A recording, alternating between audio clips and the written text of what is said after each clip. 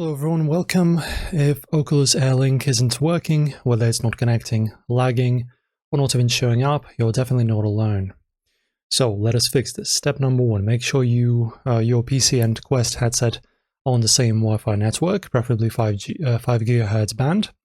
Air Link will not work well or at all on slower 2.4 gigs networks. Then on your PC, open the Meta Quest app, then go to Settings, Beta. And make sure Air Link is enabled. Also, ensure both the app and your headset software are fully updated. On your headset, press the Oculus button, go to Quick Settings, then tap Settings, Experimental, and toggle on Air Link. Then restart both your headset and PC. This often fixes handshake issues between devices. Still not working?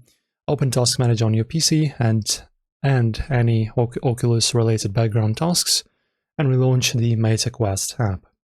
If you're getting lag or black screens, try connecting via Ethernet on your PC and position your router close to your headset. And these steps should fix most Air Link problems. If this helped, give the video a thumbs up and of course hit the subscribe button for more Oculus fixes and VR tips. Got a question? Drop it in the comments. See you soon.